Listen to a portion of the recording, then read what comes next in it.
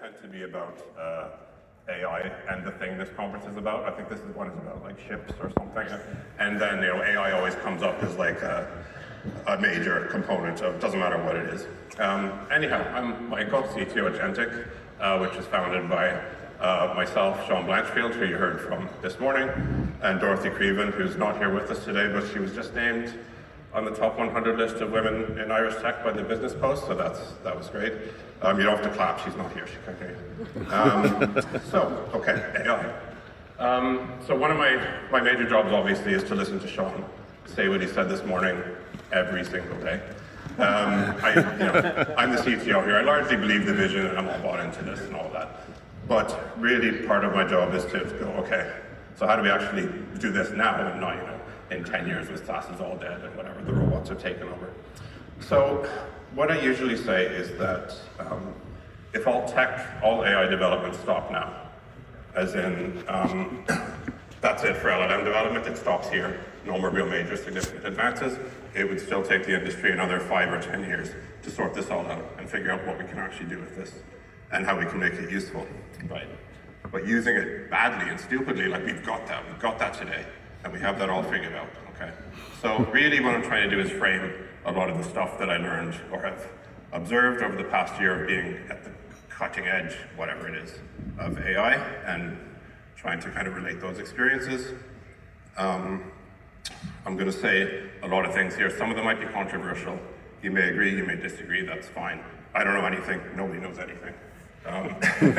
Like AI, it'll be kind of accurate, kind of inaccurate, doesn't really matter. Okay, so here we go, dumb ways to AI. So we have a few major ways of doing this, major tracks, if you will, to success in doing AI really dumbly.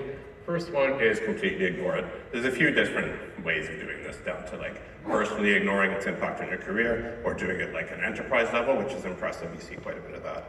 You completely fake it until other people make it because you've been faking it the whole time. You get found out eventually. And then something I've called hug the chainsaw. I forgot whether I made that up or the LLM made that up, but I'm going to take credit for it anyways. You can just picture that imagery yourself and what that looks like. Really, really embracing a technology, that kind of thing. So, on the first list, I'm just going to put these all out here because honestly, I think this room is doesn't necessarily fall into this category. We all see it's a big thing. It's transformative, we're not quite sure how. But, okay, you say things like it's a fad, but you've heard other people do this, right? Especially in large organizations or like, corporate CTOs who like haven't touched a computer in years. So they do things like they declare AI as a fad, they don't try the things themselves. You might stand for it, you might say that, AI is never going to replace me, obviously, because maybe it'll replace everyone else, but not me, because I'm special, and we know this, right? Refuse to use the tools because you're an artiste, I am a coder. An AI can never replicate the beauty of my code and the flow of it. Look, I've had people come in for interviews like, they come in with their, mechanical keyboards and the Vim bindings and all that kind of stuff, and like ready to go. And especially over this past year, I realized, my God, we're not hiring for this anymore. We really are trying to find people who know how to use it, not necessarily know how to use these tools because nobody really does right now, they're changing every 10 minutes, but at least have the awareness of, okay, there's something special here. I can't apply my past 25 years of experience to this, I need to come up with something new. And the good engineers will recognize this. Okay, this one's more for the enterprise types out there, right? So you can actively downskill your employees, basically, over this. And I get it, in regulated industries, it's hard to know how to use this stuff properly, how not to make a mess, how not to have regulators at you. But really what you need to do is you make sure that your employees stay up to date with all the latest technologies, as long as they're not actually latest technologies. Do things like say, there's a blanket ban for AI for the whole company. And the number of actual developers who I've interviewed who come in and say, well, I've never used AI in my job because I'm not allowed to, that's scary at this point. It's basically what you're doing. You might have no AI policy, or you might say a blanket ban, you shove it underground, and your employees are going to use it anyways, so basically you've lost control of it. Another good strategy here is you keep your hiring as usual, don't adjust, don't look for kind of skill with using the AI or tools, keep doing your lead code interviews, which I've always been stupid. Now they're particularly stupid because if you want to hire an engineer, I can't really speak for other disciplines, but trying to hire an engineer, you actually have a really good tool here because you can get them to vibe code something and then actually watch their thought trace and see whether they're actually interacting it at an engineering level or whether they're just saying, make me a website. Okay? So that's actually a really good tool. Maybe you can think about using that. But basically what you're doing is you make your employees so useless that they'll have to stick around because they'll be useless to everybody else at that point. So you get to keep all the staff that nobody else wants. Okay. Another thing you can do is you can dig in harder, obviously. So not necessarily deny it exists, but go really, really hard on being protectionist about your existing product because you don't quite know what to do with it with respect to AI. That image there, I have no idea. Is that like a whale tongue or is it like a sled? I have no idea. I one-shot these things and put them there without thinking about them too hard. Okay, so protect your existing business model, right? So you have a SaaS company, a SaaS product. You want to make sure AI can never use this thing. You want to be sure all your users have to access through whatever shitty UI you just spent millions putting together. At the end, you're going to use it no matter what, despite the fact that an AI can now generate a new UI, no problem. It's no longer remote. This is one we're starting to see quite a bit. You totally cut off access to agents for your API. You basically say, no agents here, thank you very much.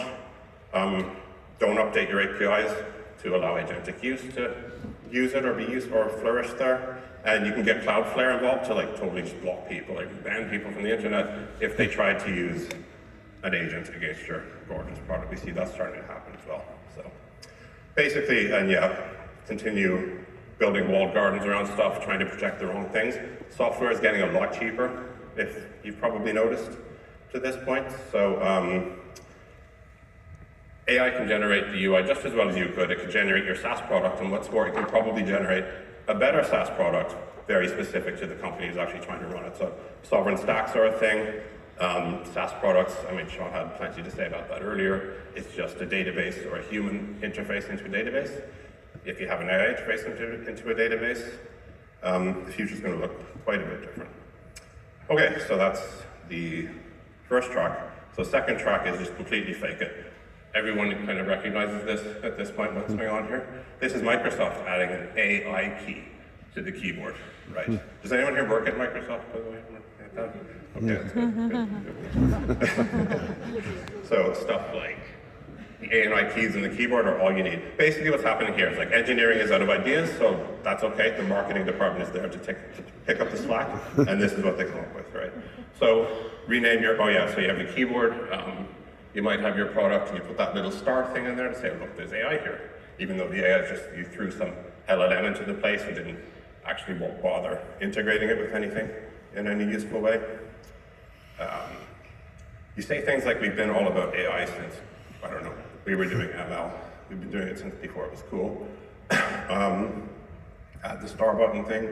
I'll get into that point in a second. But one anecdote, I was at a conference a few weeks ago, and there was a company there. We've heard about MCP, right? There was a whole big thing about MCP. But the way this company had just put MCP all through everything, all their marketing materials, all program MCP, fully bought into this. The thing's been out for about 3 months before that, and it's a really unproven technology, really on kind of very shaky ground. So you see quite a bit of that. This last point here, transitive well property. I didn't really have a good name for this. I should have probably let the LLM do this. But what I'm saying here is that it is possible to take your product, do something very small to it, and then add the LLM on top of it.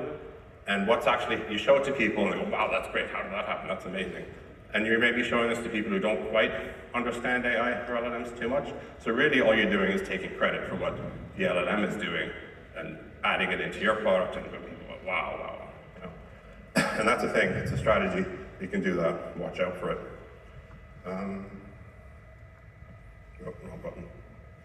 Okay, so we're into the plugging the chainsaw portion. Embrace all the hype. You've probably seen this around at some point. This is the San Francisco company going all in on, we're going to replace all the humans. And guys, you're not supposed to say this part out loud. This is the quiet thing. You think, you don't actually say this. I think Salesforce went this way a little bit a while ago, but they stopped and pulled back a little bit. So, AI native and AI naive at the same time is a combination. Show your employees org charts with the agents in the middle of them. Maybe as a bonus, have your people say they're going to be reporting into an agent. They love this stuff. They really love this. Okay, I do a whole other presentation about vibe coding around various meetups, so I'm not going to go into it in too much detail here. As I said earlier, like vibe coding is an emerging skill. Nobody quite knows how to do it properly at this point because tools are changing. There's no real strategies. There's actually there's a Dublin Slack that we started up to try and get vibe coders together, well, engineers together rather to figure out all of this stuff.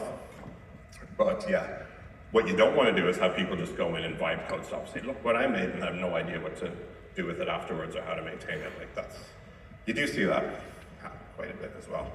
And yeah, this whole notion of, we don't have to have all the engineering we had for the past 100 years because this new AI thing is going to do all of this as well. And you've probably all seen variants of this over the past few months. Anyhow, MCP, everything I talked about a little bit.